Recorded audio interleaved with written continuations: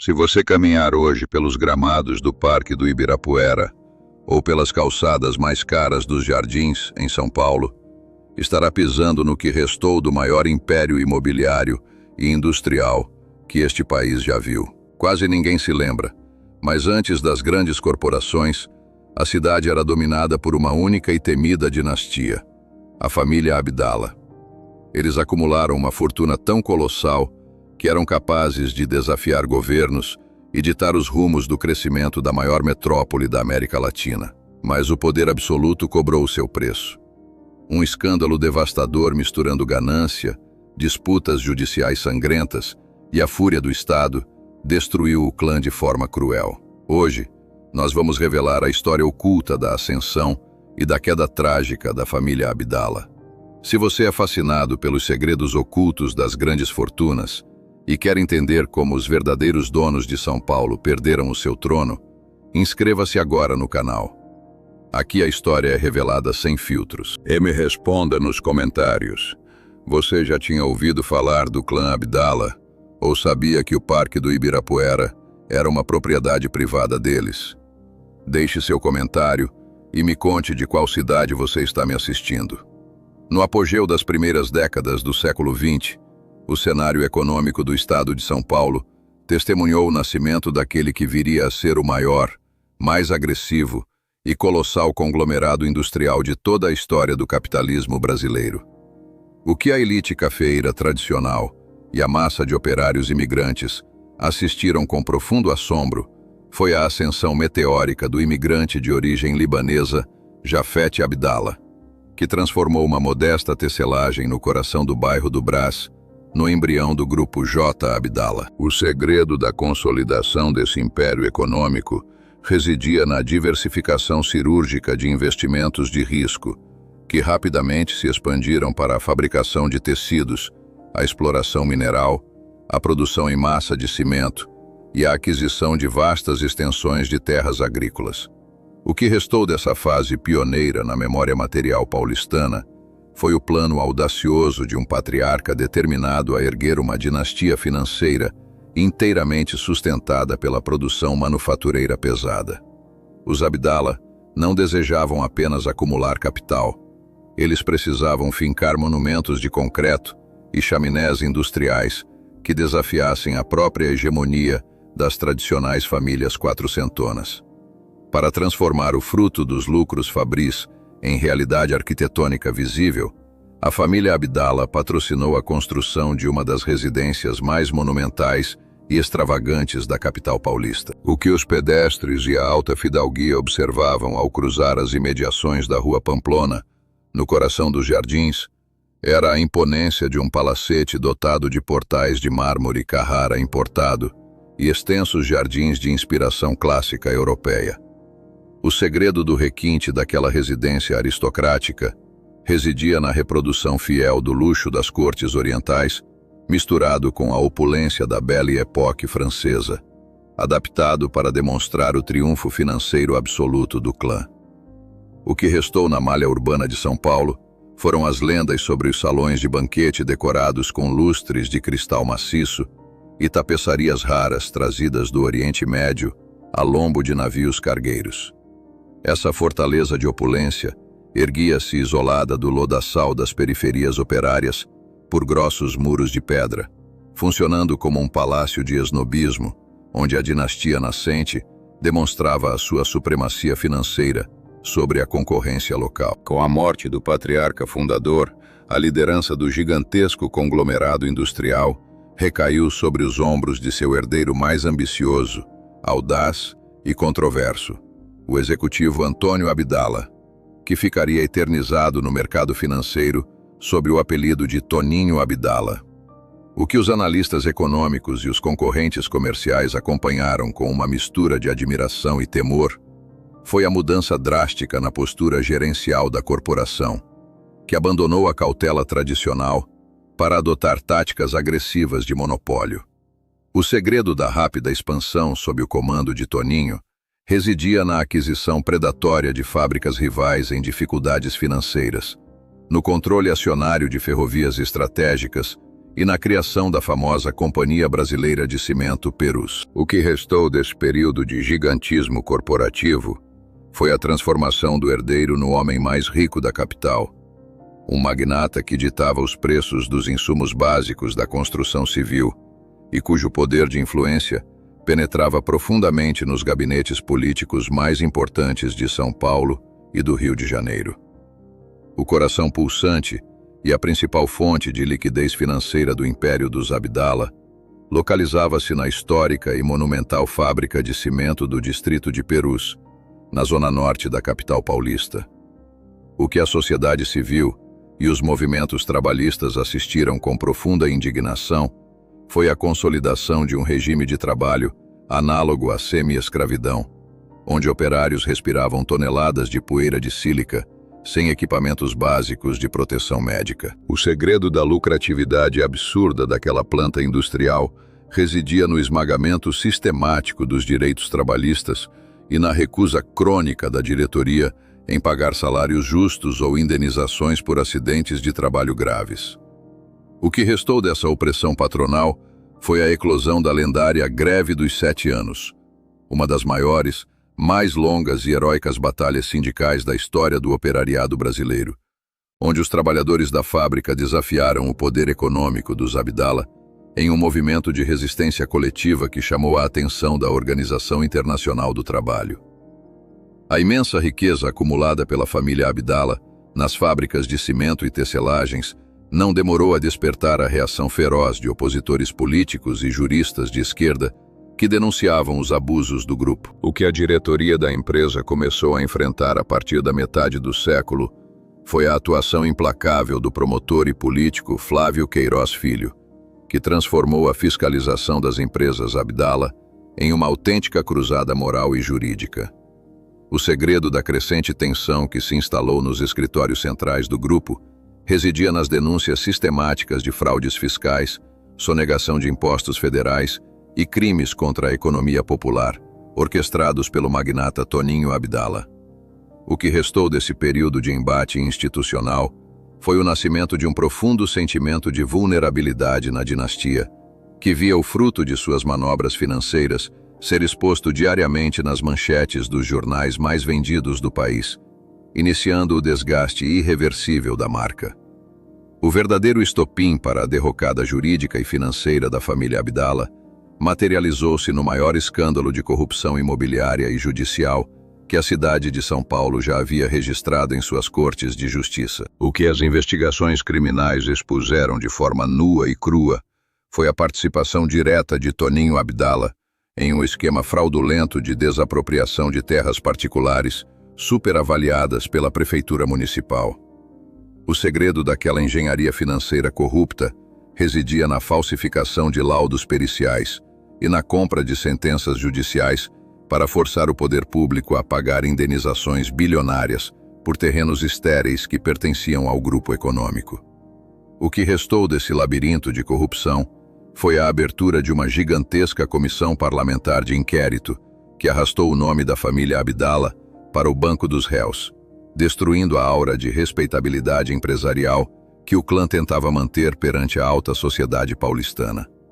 No final da década de 60, o cerco judicial contra o maior magnata de São Paulo culminou em uma cena dramática que chocou a opinião pública brasileira e destruiu em definitivo o orgulho da dinastia. O que a população paulistana acompanhou com uma mistura de incredulidade e satisfação justiceira foi a decretação da prisão preventiva de Antônio Abdala por crimes contra o sistema financeiro e fraudes documentais repetidas. O segredo do impacto daquela ordem de prisão foi o fracasso de sua fuga planejada, resultando na imagem humilhante do homem mais rico da cidade, sendo escoltado por investigadores de polícia para uma cela comum de delegacia.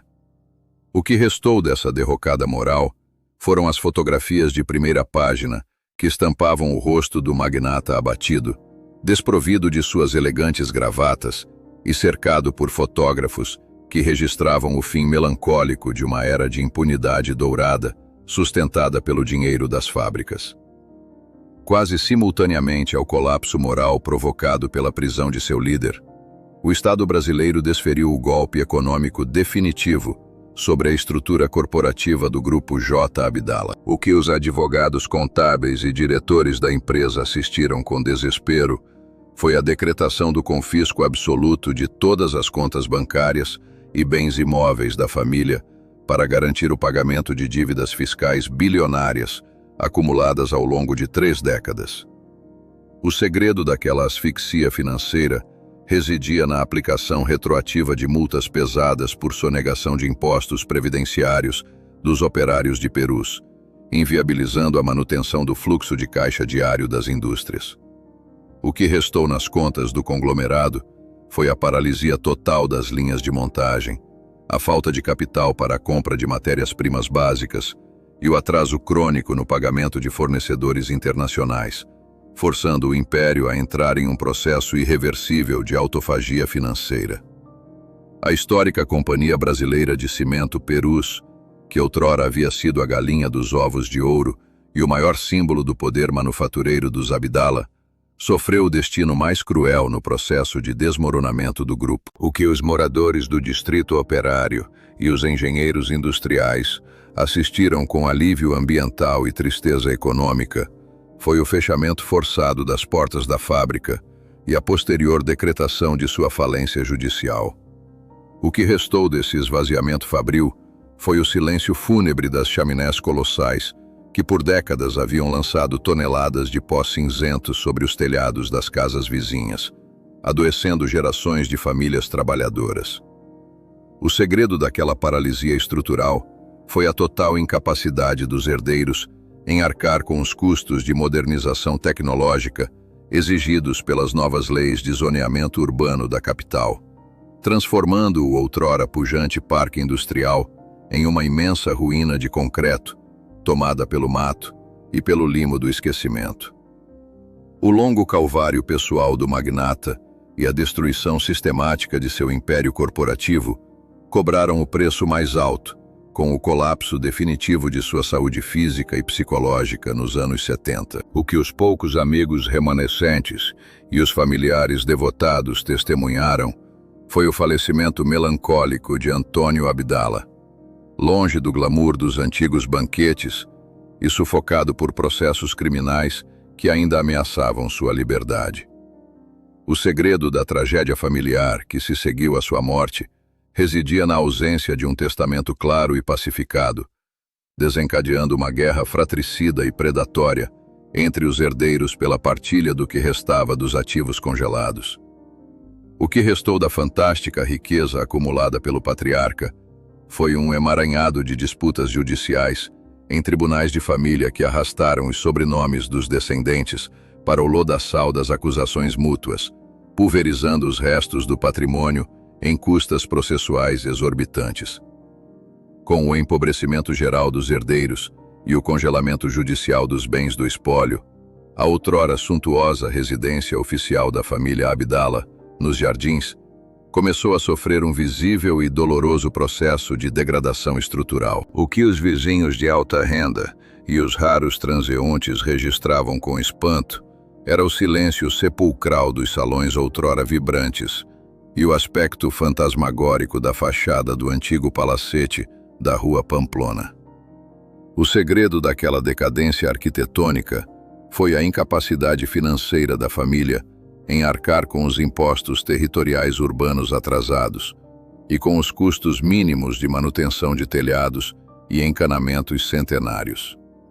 O que restou do Fausto da Belle Époque dos Abdalá foram vidraças quebradas, portais de mármore pichados por invasores urbanos e jardins tomados pelo mato crescendo por entre as fendas das calçadas, que outrora viram o desfile de carros de luxo importados.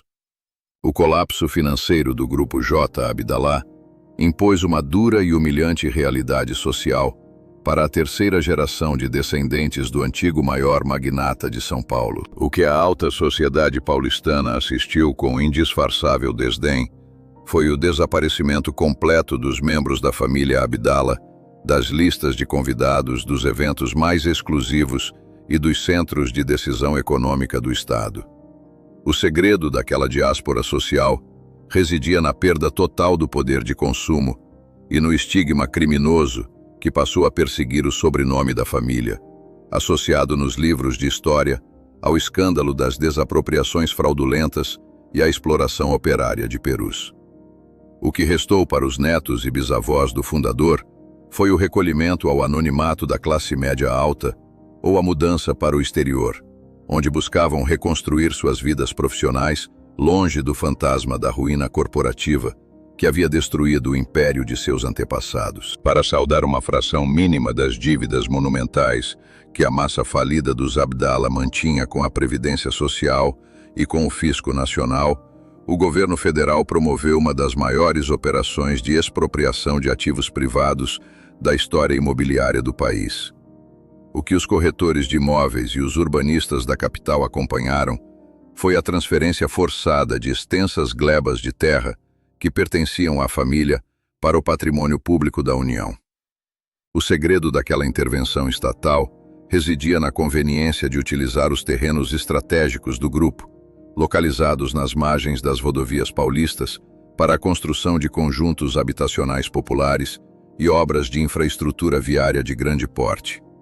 O que restou desse esbulho possessório compensatório foi o desmantelamento definitivo das reservas imobiliárias que garantiam o poder de barganha financeira dos herdeiros sobreviventes, consolidando a vitória do Estado sobre o império privado decadente. Décadas após o encerramento das atividades da fábrica de cimento, a gigantesca ruína industrial deixada pela família Abdala na Zona Norte transformou-se no palco de uma nova e vibrante batalha social e cultural. O que os movimentos comunitários, historiadores e ecologistas locais passaram a defender com paixão foi a preservação histórica do espaço e a sua transformação em um parque público e centro cultural da memória operária. O segredo daquela mobilização popular residia no desejo de resgatar a história dos queixadas, os operários grevistas, e transformar o antigo antro de poluição e exploração em um símbolo vivo de resistência e educação para os jovens da periferia paulistana. O que restou das paredes de tijolos expostos e das caldeiras abandonadas da fábrica foi a sua transformação em patrimônio cultural tombado pelo município, garantindo que as futuras gerações compreendam o preço humano pago para erguer a riqueza da dinastia. Atingindo o ano de 2026, mais de meio século após o início do colapso operacional do grupo, a trajetória da família Abdala consolidou-se como um dos episódios mais estudados e debates nos manuais de história econômica e governança corporativa de todo o território nacional. O que os estudantes de administração e direito empresarial encontram ao analisar os arquivos desclassificados da época é o consenso absoluto de que a ruína do império foi o resultado inevitável de um modelo de gestão predatório e moralmente falido. O segredo da perenidade dessa lição acadêmica, em pleno século XXI, é a constatação prática de que no capitalismo moderno, a longevidade de uma grande fortuna privada necessita caminhar de mãos dadas com a responsabilidade social e o respeito às leis vigentes do país, sob o risco de pulverização absoluta do patrimônio. A análise histórica da destruição planejada do grupo J. Abdala deixa uma lição sociológica profunda sobre a volatilidade e os perigos das economias baseadas no lucro imediato, obtido através da exploração predatória do trabalhador e do patrimônio público. O que os sociólogos e cientistas políticos apontam com clareza é que a dinastia Abdala cavou a sua própria sepultura financeira ao acreditar que o poder do suborno e a imensidão de sua fortuna líquida seriam eternamente capazes de blindar a corporação contra as transformações democráticas do mercado de trabalho nacional.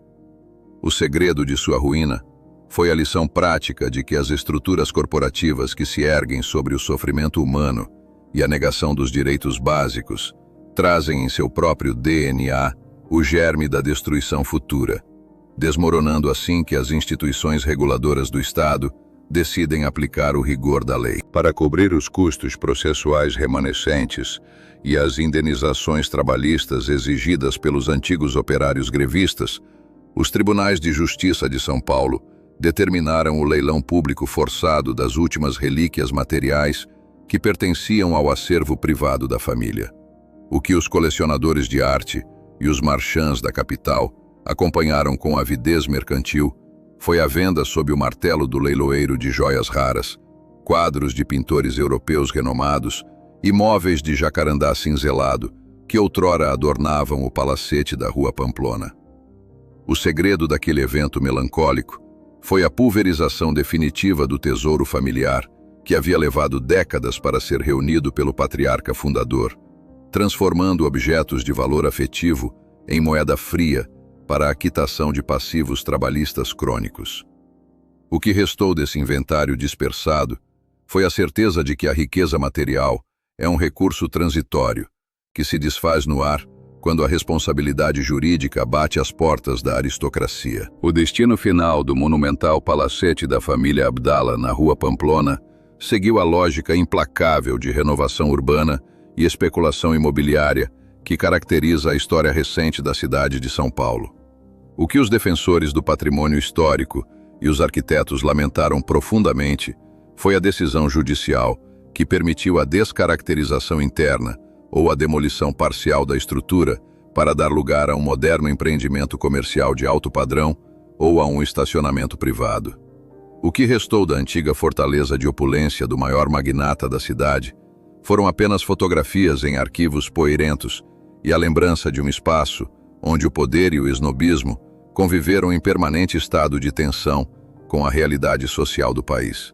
O mercado imobiliário moderno apagou os vestígios físicos da vaidade dos Abdala, transformando o solo que virou escândalo em metros quadrados de alta lucratividade corporativa contemporânea. Em contraste com a ruína melancólica e o esquecimento oficial que atingiram os descendentes da família Abdala, os operários grevistas da fábrica de cimento de Perus alcançaram uma das vitórias morais mais gloriosas da história do movimento social brasileiro. O que os livros de sociologia do trabalho e as enciclopédias históricas registram com honra eterna é o nome dos queixadas, celebrados como símbolos de dignidade, coragem e união comunitária contra a opressão econômica do grande capital predatório. O segredo do triunfo daqueles trabalhadores humilhados residia na firmeza de seus princípios de não violência ativa e na solidariedade operária que resistiu à fome, às ameaças de capangas armados e às pressões políticas dos magnatas paulistas. O que restou dessa jornada heróica foi a transformação da história de Perus em um farol de esperança para todos os trabalhadores do país, provando que a união de uma comunidade consciente possui um valor histórico infinitamente superior à perenidade das grandes fortunas individuais. A fascinante, trágica e escandalosa história da ruína da família Abdala deixa um ensinamento definitivo para as futuras gerações de cidadãos e empreendedores que buscam compreender as complexas forças que movem o desenvolvimento social do Brasil moderno. O que o fim melancólico do império do maior magnata de São Paulo demonstra de forma clara e inquestionável é que a memória coletiva e a justiça histórica possuem um poder de sobrevivência infinitamente superior à arrogância das marcas de riqueza puramente material e individualista. O segredo da queda definitiva daquelas chaminés e da dispersão daquele tesouro foi a vitória dos princípios éticos sobre a ilusão da impunidade financeira, que frequentemente cega os donos do poder econômico temporário. Os impérios industriais passam, as grandes dinastias evaporam sob o peso das crises judiciais e falimentares. Mas as lições de dignidade humana e os direitos conquistados pelo operariado resistem à poeira dos séculos, servindo de farol permanente para uma civilização viva e democrática.